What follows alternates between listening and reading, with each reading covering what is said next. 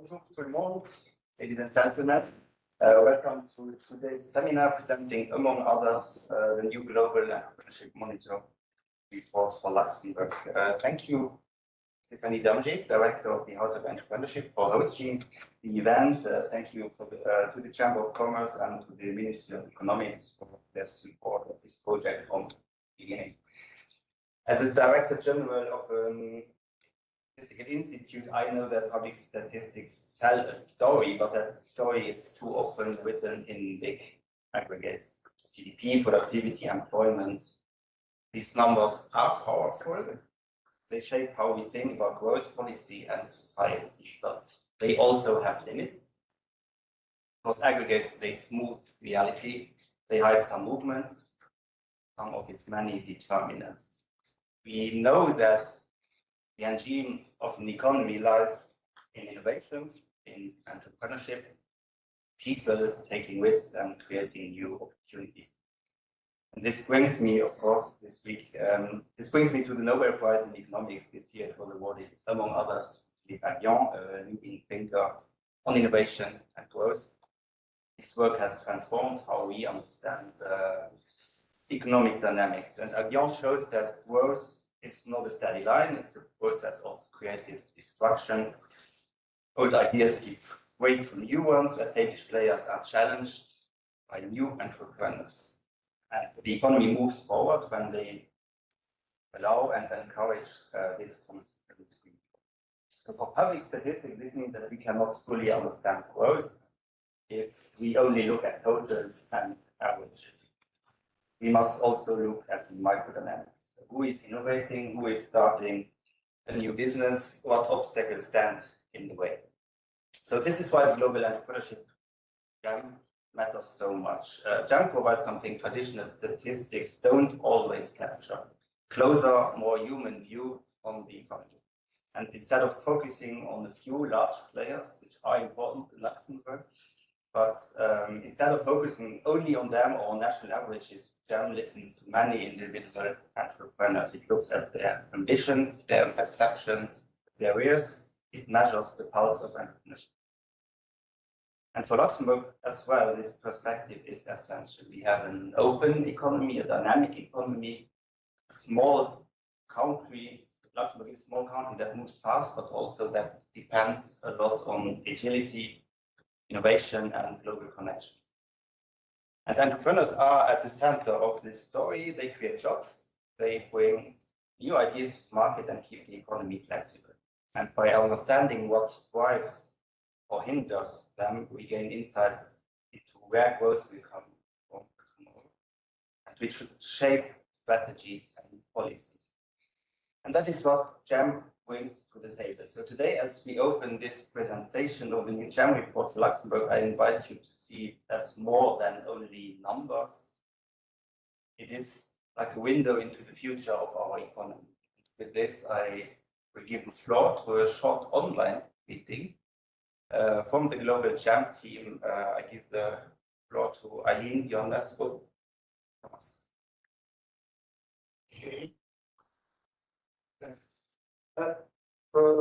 Okay, probably we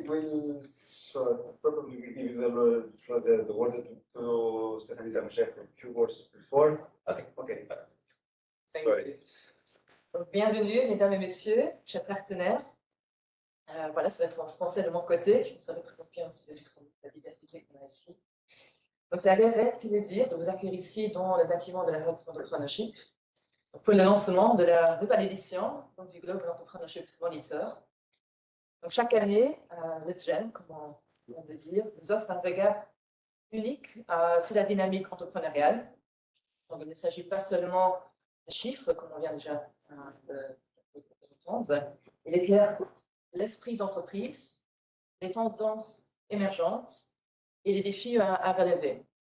Donc, il permet de suivre l'évolution de l'entrepreneuriat grâce à des indicateurs clés, comparer la performance du Luxembourg à celle d'autres pays européens et d'identifier des pistes pour renforcer sa compétitivité et son attractivité. Donc, le GEM donne aussi la parole à celles et ceux qui envisagent de se lancer. Il met en lumière les intentions entrepreneuriales, les aspirations qui les animent et les leviers à activer pour transformer ces ambitions en projets concrets.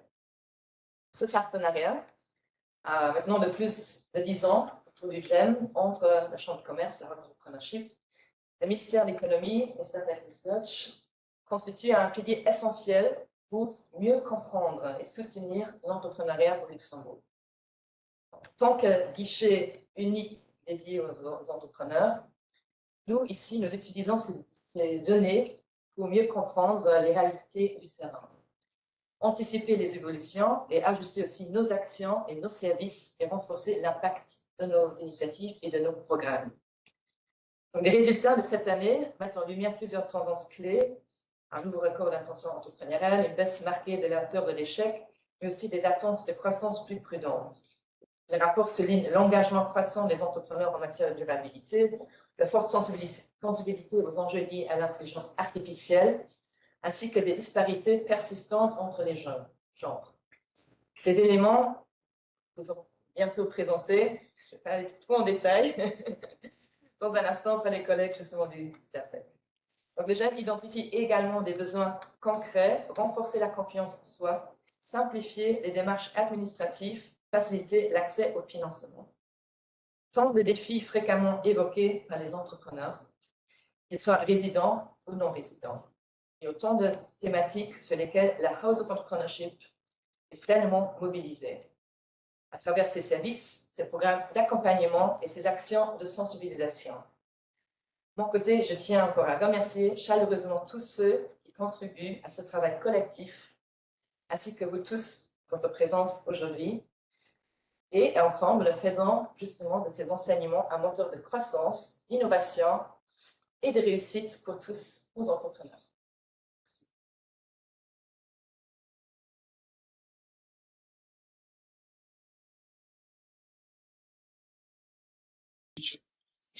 There's a variety. We know this is important for innovation entrepreneurship as well. But now I'm really happy to give the floor to Eileen Ionescu-Sommer, that is the CEO of GEM Global, who is managing the project, and she's online joining us. So, good morning. Good morning, everybody, distinguished guests and esteemed colleagues, ladies and gentlemen. It really is an honor to speak to you today at the launch of the 2024-25 GEM Luxembourg National Report. On behalf of the GEM Global Entrepreneurship Research Association Board, that's our board, and the GEM Consortium as a whole, let me begin by thanking all those who made this report possible. I warmly acknowledge the incredible contributions of the lead institution, STATEC Research, which works in collaboration with the Ministry of the Economy and the Luxembourg Chamber of Commerce, as well as the efforts of GEM Luxembourg National Team led by Cesare Rio. The dedication to advancing Global Entrepreneurship Monitor's mission is deeply appreciated by the network as a whole, and myself also, of course. Since its founding in 1999 as a joint initiative between Babson College and London Business School, GEM has grown into the world's most comprehensive and authoritative research project on entrepreneurship. Over the past 26 years, it has left a lasting impact on academic, policy, and business communities alike. GEM actually began with an ambitious vision already 26 years ago to measure and understand entrepreneurship on a global scale at a time when it was often overlooked as a key driver of economic growth. What started with just 10 pioneering countries has now grown into a network of over 60 economies across every continent. And over that time, we have actually gathered data from over 120 economies. One of GEM's most significant contributions has been its creation of rich comparative and primary data on entrepreneurship gathered directly from the source, the entrepreneurs themselves. This is GEM's unique strength and what sets it apart from other research initiatives. At the core of this work, and you'll hear a lot about it today, are 2 annual surveys the Adult Population Survey, which gathers insights from at least 2,000 adults per country. More than just economic indicators, this survey reveals the motivations, perceptions, and challenges entrepreneurs face at different stages of their journey, enabling policymakers, educators, and investors to design more effective and inclusive support systems. The National Expert Survey, the second survey that we run each year, complements this by collecting assessments from a minimum of 36 national experts. This helps us to understand the quality of the entrepreneurial environment across 13 framework conditions, such as regulation, infrastructure, finance, and education. This feeds into the National Entrepreneurial Context Index, which allows economies to benchmark and learn from each other. This index and the National Expert Survey has enabled us to have a really fantastic partnership with WIPO that produces the Global Innovation Index, where we are collaborating, and WIPO is actually using some of our indicators. Through these tools, GEM has provided crucial insights into the dynamics of entrepreneurship in both developed and developing economies. Its data has helped shape more supportive national and regional policies, inspired educational reforms, and guided regulatory change, particularly in emerging markets. GEM's impact goes even further. It has long championed inclusive entrepreneurship, shining a spotlight on the experiences of women, older adults, and underrepresented groups. Our annual Women's Entrepreneurship Report is actually one of the most cited sources globally on this topic, and plays a vital role in advancing gender equality and achieving an important UN Sustainable Development Goals. GEM has also been a trusted source of information in times of crisis during the 2008 financial downturn, the COVID-19 pandemic. And now, I think you will agree, amid the ongoing global turbulence, there is much that can be revealed when you look at the world of entrepreneurship and how it moves in this particular era. Its research has consistently helped us to understand how entrepreneurs respond to uncertainty, how they adapt, how they rebuild. Today's report, including GEM Luxembourg's latest findings, offers us an important opportunity to reflect on how entrepreneurial ecosystems are navigating current economic shocks and what more can be done to support them. Most importantly, GEM has created a vibrant international community connecting researchers. We have 380 researchers that work on this initiative, connecting also policymakers and practitioners around a shared commitment to fostering entrepreneurship. Through global and national reports, special topics, and collaborations, GEM continues to be a catalyst for learning, for dialogue, and for innovation. As we look beyond GEM's 25th anniversary, GEM research is not only relevant, it is essential. In an era defined by technological disruption, climate change, shifting markets, and geopolitical uncertainty, entrepreneurship is a powerful engine for innovation and resilience. And looking ahead, GEM is focused on expanding its data collection and analysis to include more economies and demographic groups, to strengthening the partnerships with institutions such as OECD, WIPO, the European Commission, and the World Economic Forum, and deepening its focus on sustainability, inclusivity, and the digital transformation. So just to wrap up, GEM is evolving, just as entrepreneurship itself is evolving. And as it does, it continues to provide us with the knowledge, tools, and insights that we need to empower entrepreneurs and support a more dynamic, inclusive, and resilient global economy. Thank you so much, and I really look forward to hearing the engaging discussion ahead. Thank you. Thank you very much, Eileen. Nice introduction and presentation of the GEM project. Now I would like to give the stage to Professor Roy Turek, prominent scholar that contributed in many areas of entrepreneurship research that will provide us with some insights on entrepreneurship, economic growth, and democracy. The floor is yours. Okay, thanks very much. Let me go directly to the heart of the matter. I mean, what's the most important research endeavor for entrepreneurship policy making since the last 2, 3, 4 decades? What endeavors, what research results shaped the world of policy? Everyone has his own opinion, and I have two candidates. First, foremost for me is the discovery that entrepreneurship is good for economic growth. Okay, I see you thinking. That's yesterday's news. We all know this. And even our own STATEC team contributed immensely to these results. And I contributed myself a bit to it. Maybe that's the reason that you invited me today. But I will challenge this result that entrepreneurship is good for economic growth in a somewhat speculative way, but only partially so. Don't worry that after this talk you will think, no, entrepreneurship is bad for economic. No, I won't say so.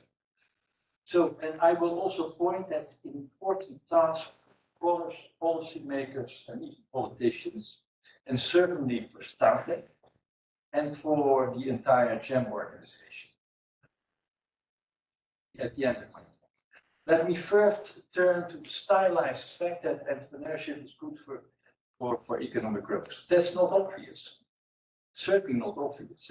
There's many effects why entrepreneurship is good for economic growth. There's diversity, there's learning, there's innovation. Various of you give courses about it.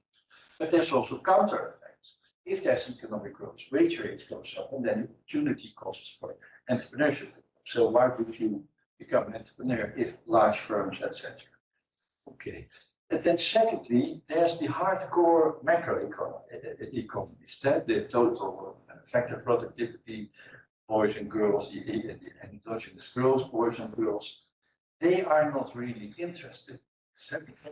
Just a couple of minutes ago. But some say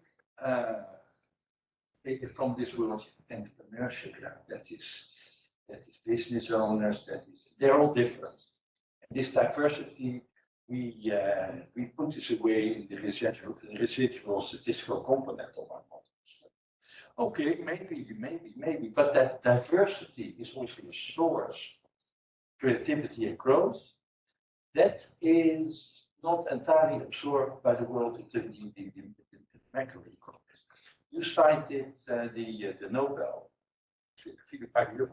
So if you read, and he got it for he's a heterodox macroeconomist. He's not so hardcore, but he got it for his contribution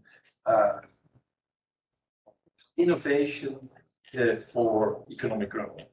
If you read the report of the Nobel Prize Committee, if you would cross out innovation and if you put in entrepreneurship, it would be also a clever report. Yeah. So David Aldrich could have won the prize too instead of Philip. By the way, they're good. Very good. Okay, and then again, there's a loop. Huh? So entrepreneurship is good for economic growth, but economic growth also leads to entrepreneurship. It can be that if all kinds of counter effects. If there's economic growth, then sometimes there's wealth, there's niches. That's a great opportunity for small firms, for divergent thinking people to set up shop. So this effect is very complex. So you have identification problems. Apart from the suspicion, which is fading from the world of the macroeconomics. And then lastly, since World War II, We lived in the so-called managed economy. We all thought these big firms and they will see to growth and prosperity, whatever. And then slowly we entered what we then call the entrepreneurial economy society. And that was also sort of rethink. And maybe now we are leaving the entrepreneurial society and we're entering the entrepreneurship superstar economy. But here I'm speculating. Okay, 3 remarks here. First, of course, scientifically, there's immense publication bias. Please tell me whether you ever came across a publication which showed that entrepreneurship is not good for you.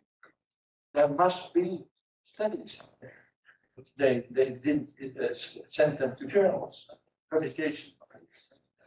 Secondly, there's never been a real breakthrough publication. There's lots of publications. STATEC contributed to it, I contributed, a lot of people here.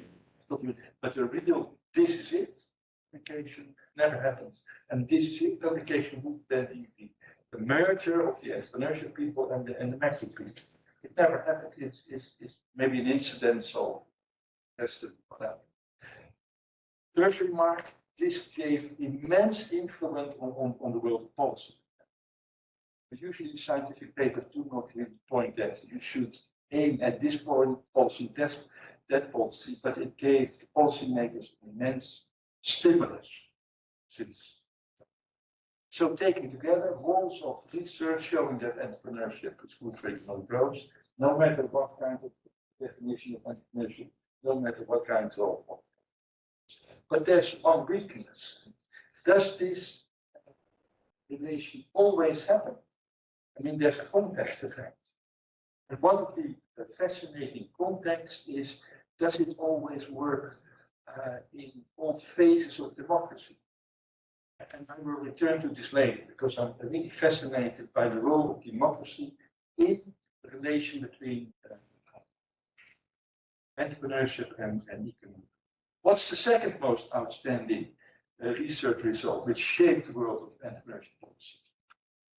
Of course, Jeff. I do not say so because this is the Jeff gathering. I do not say so because Eileen is watching me. So I've been saying so for a long time already. I've been instrumental in setting up GEM in the Netherlands and France.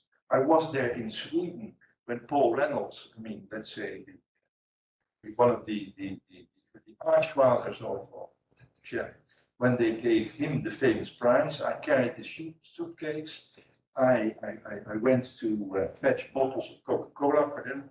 He drinks 10 bottles of Coca-Cola per day. So I mean, he needs so I was there to do it. That's 20 years ago. But my story with Paul Reynolds goes back 35 years ago. That's such a fascinating story. 10 minutes. Why is GEM so important? One, it's the data machine. Two, it creates immense amount of research, so much research that at a certain point in time there were journals saying, no GEM results. So you've got desk ejected when you said that your research was based on. It gave us concepts, nascent entrepreneurship. We all know what it is. It's a GEM concept. The entrepreneurial ladder, it's a GEM concept. It gave us a community. It gave us coordination. I mean, we cannot leave it to all the separate statistical offices. Sorry, but to come up with their own definition of entrepreneurship. And we need this, it's a resilient GEM. It's been over there for, what is it, 30 years or something. And it gives us legitimacy. It even has a CEO. Okay, that is something. Okay, before bringing together these two research endeavors, let me continue discussing one flaw in the portfolio of the relationship between entrepreneurship and economic growth. I mentioned context. Is this always true in all contexts? Of course not. Or at least you have to test this. That's a flaw in the portfolio of research. A new one, and that's the role of democracy. I am from a generation where you think democracy is good for anything. I mean, I remember studies that they investigated the 30 richest economies in the world, and then they identified 29 are the demographic. And then on the other side was the 30 most poor economies in the world, and then they identified 25 were not democratic. That's for me hard. Okay, but maybe I'm mistaken.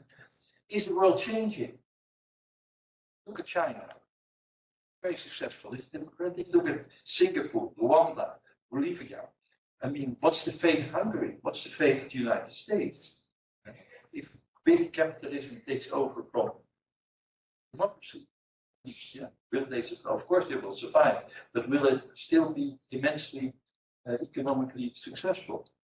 And we don't know. And these questions are too big for us.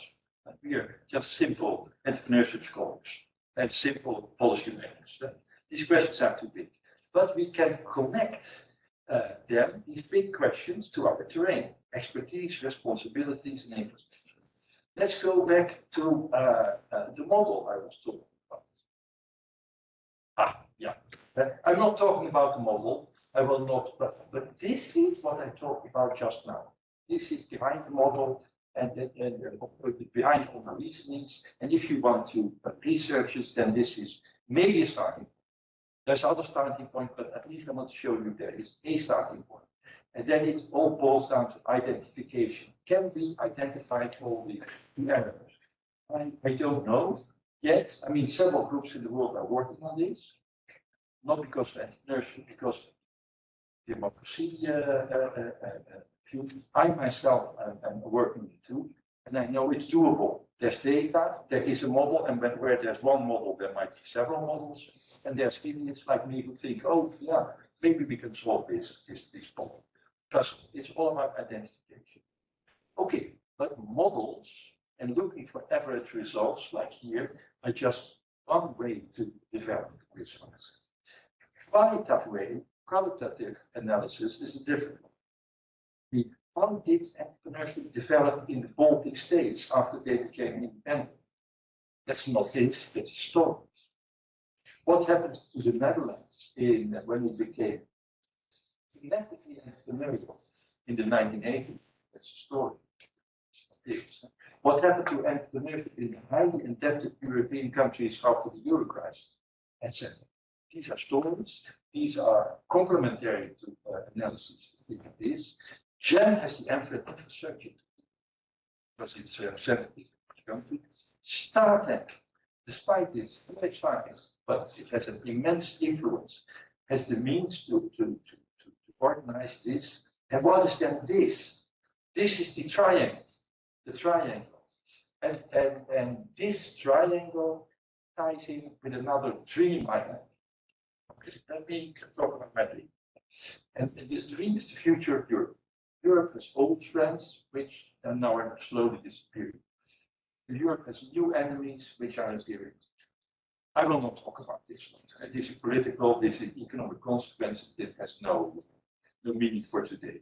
But I want to just briefly touch upon the consequences for scientific discovery and its organization. We witnessed the demolition of America's strongest asset, that of scientific discovery, for which independence is essential. And this opens the door for many opportunities for Europe. For scientific discovery, one needs two things: scale and independence. And independence can translate into diversity. That's exactly what Europe is all about. Some of you will think, oh, this is Alexis, that's your field talk. Yes, it is. I know. The problem of Europe is that it's often less than its parts. That's the definition. Okay. National policies are fragmented and offer counterproductive. Joint efforts are required, particularly around strategic themes. Most research budgets, in my view, should rather be allocated through Brussels. Say this as a Dutch, that on a national scale. Brussels now only distributes 10%.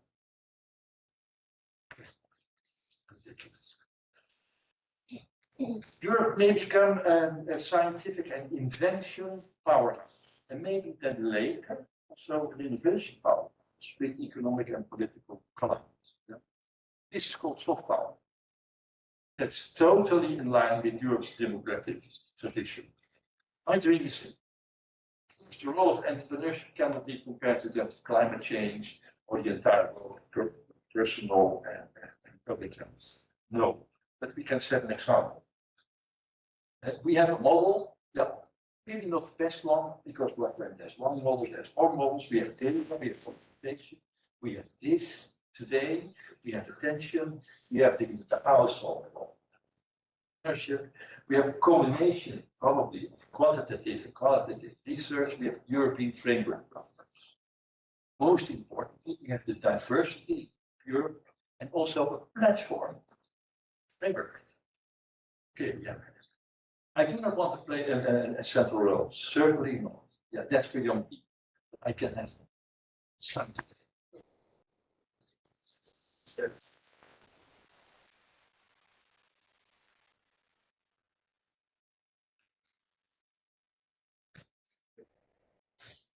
Let me start thanking everybody here.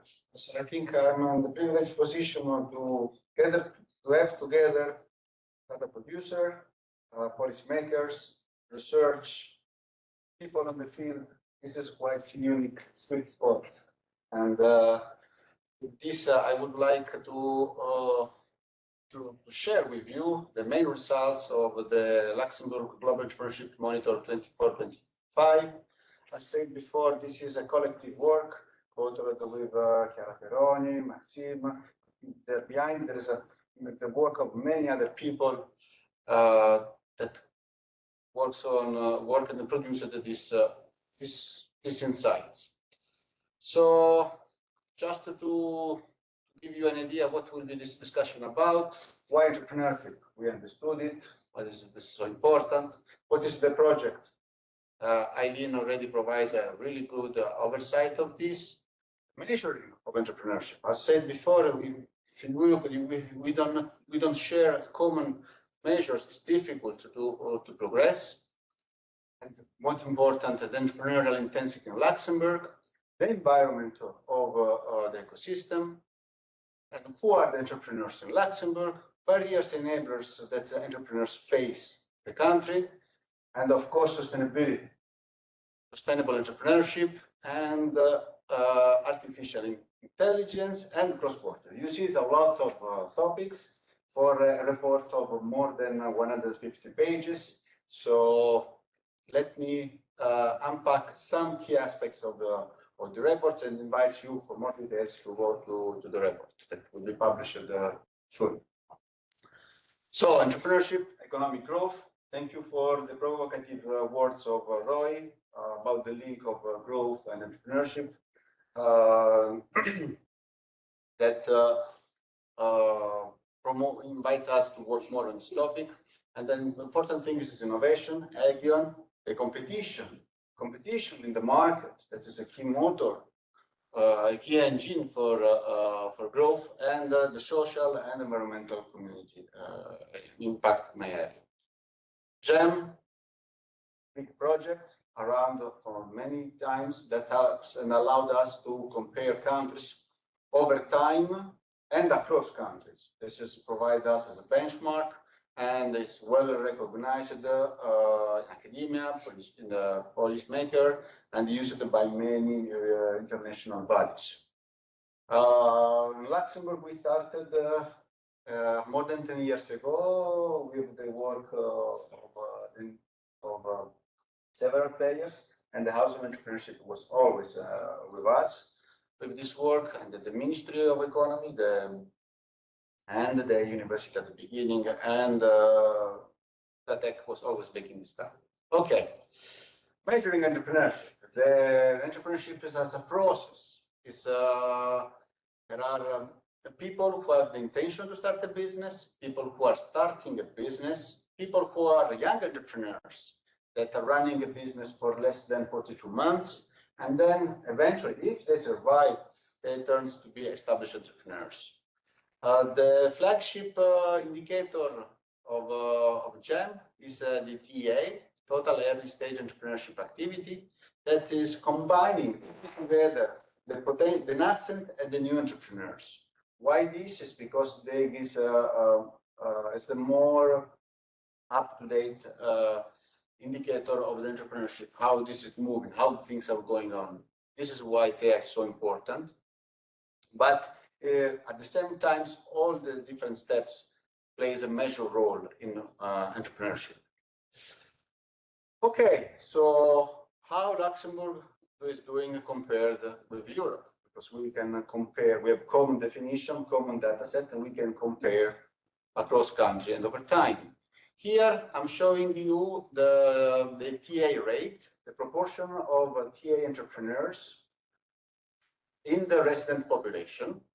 And over time, we see that on average, Luxembourg was recording a higher level of TA entrepreneurship, 8.9, compared to the European average of 8.4.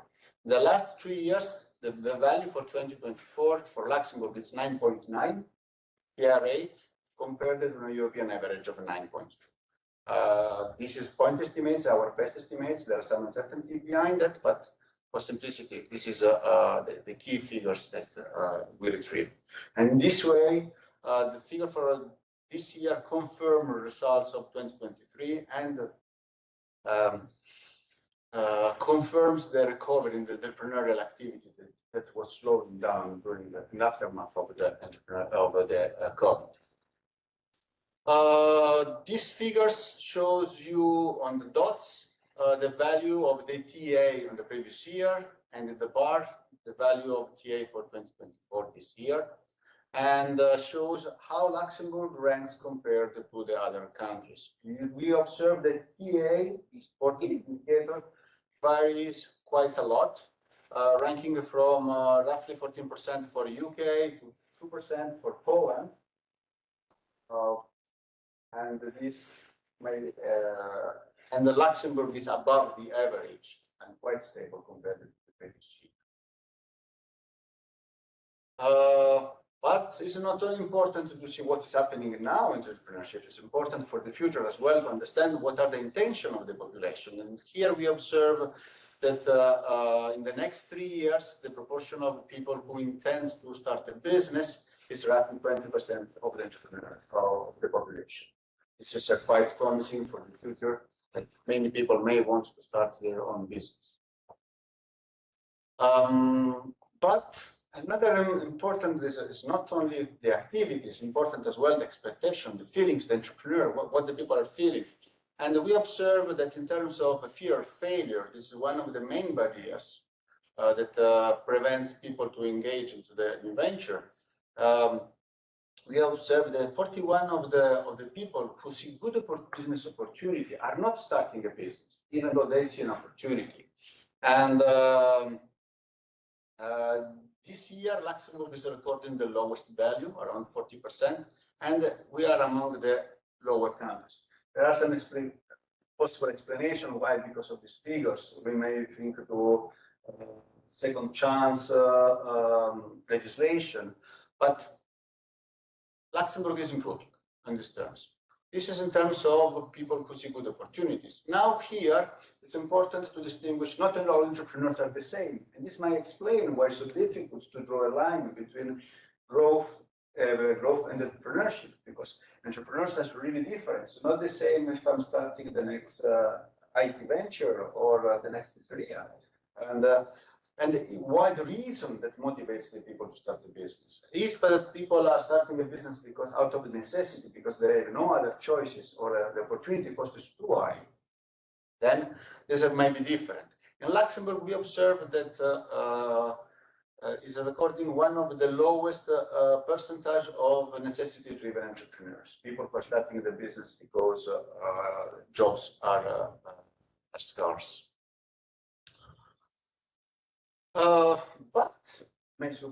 But there's always a but. Among the entrepreneurs, we're asking how they see the expectation, how they see the future. And we observe that among the entrepreneurs, the entrepreneurs, 40% perceived that they have low growth expectation. This is the highest proportion in the European Union.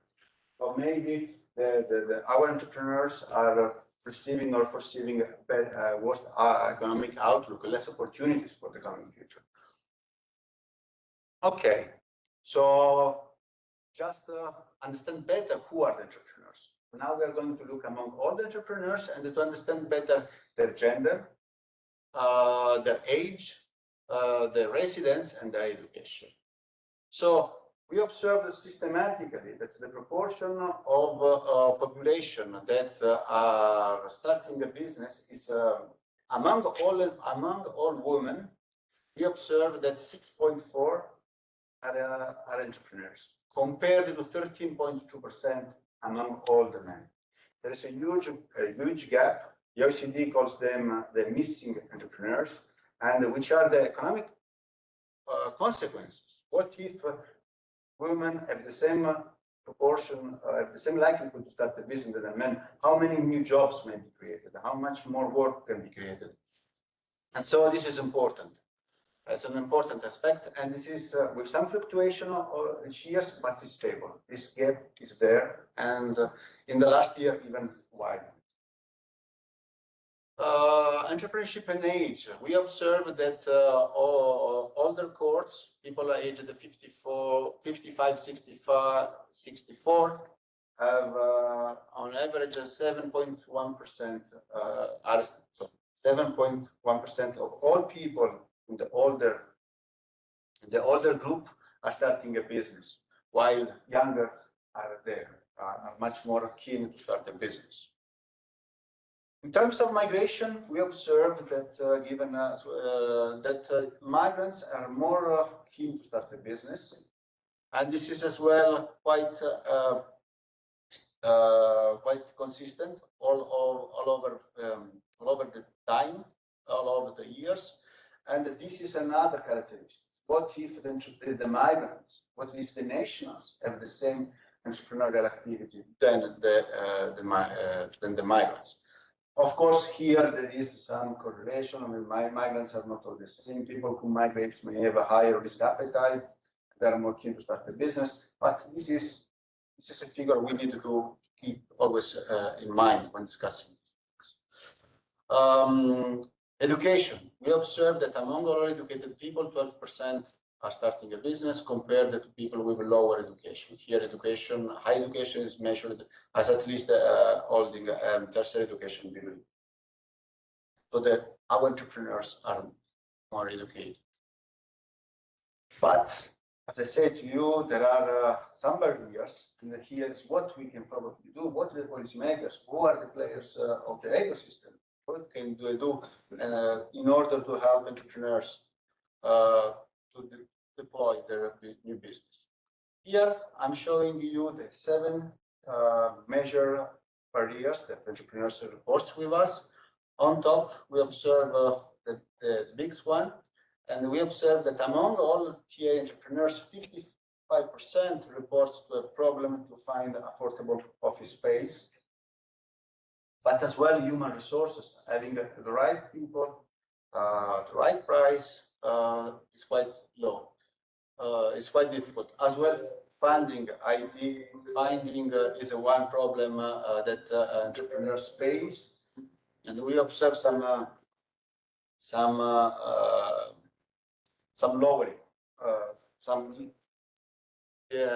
These indicators is going down, and at the bottom, we observe the time, training program, customer, and availability of information is much lower. This probably is a sign that the ecosystem contributes and facilitates the life of entrepreneurs. Big elephant in the room, sustainability. How sustainable entrepreneurship is doing. And we observe the Luxembourg ranks high in terms of environmental friendly entrepreneurship. Among all the entrepreneurs, 61% declare that they are taking concrete action to minimize environmental impact of their action.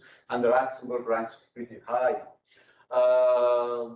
These figures are corroborated as well in terms of GDP, gross added value, and employment produced by environmental goods and services sector.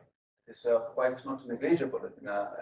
Luxembourg plays an important role And this is reflected as well in terms of proportion of green entrepreneurs.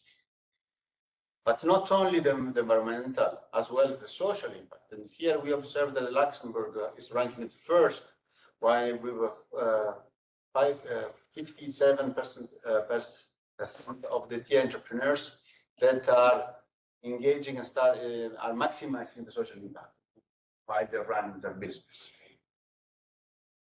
And now the two special topics of this year, because you know that these are this is really what we're interested in, what is now happening, artificial intelligence, and as well, I'm going to present the results of a pilot project that we conducted with the help, the important support of entrepreneurship, the cross-border entrepreneurship. Basically, GEM, to allow comparison across country, needs to collect information about residents. But in Luxembourg, we know that 1/2 of the labor force is not resident in the country. And so when we are measuring the entrepreneurship, the figures I presented before, we are probably underestimating the real contribution of entrepreneurs because we are missing the cross borders. And this is what motivated this pilot study. This is the reason why we worked on it. It's a really pilot, but at least the results are interesting. But because it's a pilot, we need to be taken cautiously. Okay, so some word of precautions. What are the results? In terms of AI strategic relevance, we observed that 34 of all TI entrepreneurs are reporting that AI, artificial intelligence, is very important for their business model, which is the highest percentage in Europe. And this reflects our entrepreneurs are really aware of the importance of AI for their business. But at the same time, what are the positive view? What are the perception of our entrepreneurs in terms of AI? And here we observe that the areas where the entrepreneurs see more benefits is in terms of personalization. Customer AI facilitate target the customers. At the same time, is a way to improve productivity and increase efficiency of their activities. And in these fields, our entrepreneurs the Luxembourg entrepreneurs are ranking really high at the first in Europe, well above the European average. This is the positive view of AI, but at the same time, there are some concerns. Our entrepreneurs perceive fear consequences of AI, especially in terms of data security and the privacy. So always a trade-off of benefits and risk.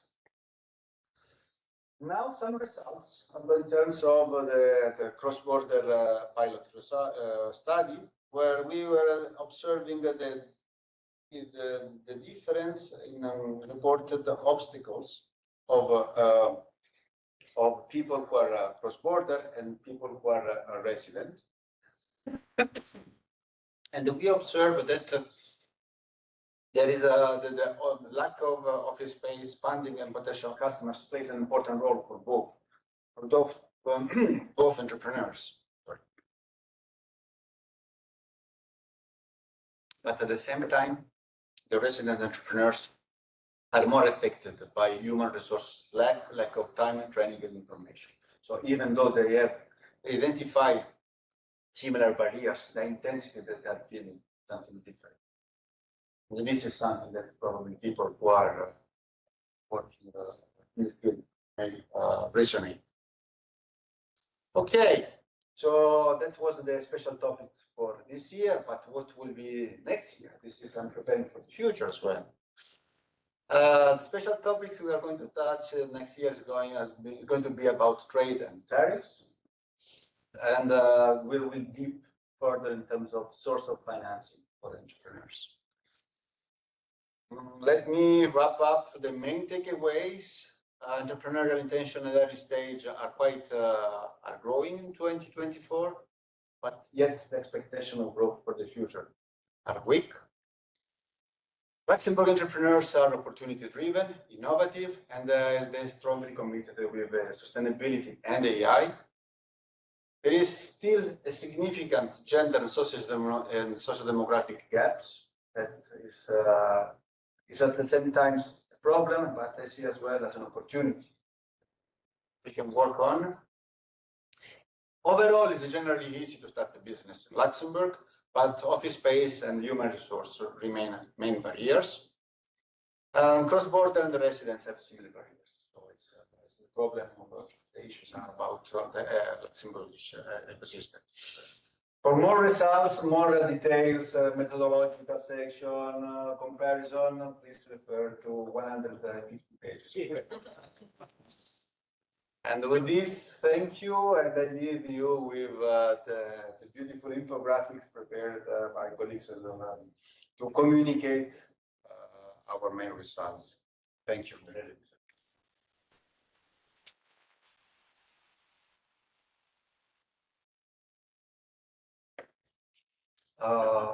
Voilà. If any comments from this, our shareholders, stakeholders? Do you have any idea, any vision why necessity-driven entrepreneurship is down from the macroeconomic point of view? My gut feel would have been that necessity-driven.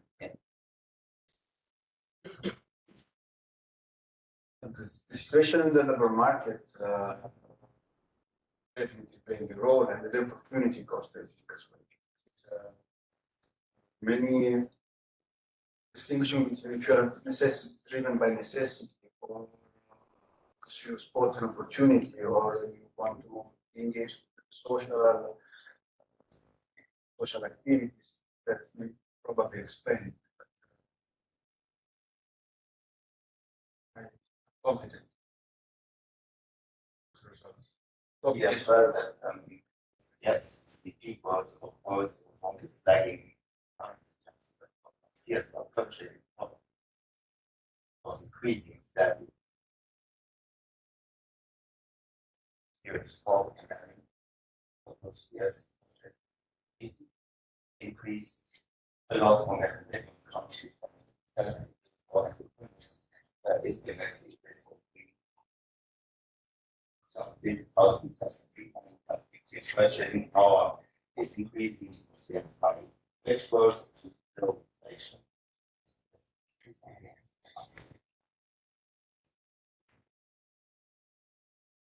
Any question, comments from the audience?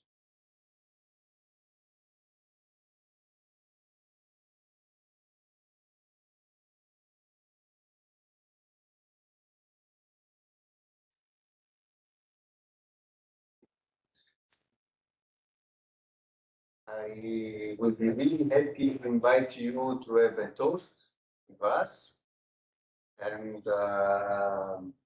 probably invite you for the next presentation of the next report in 1 year time probably. And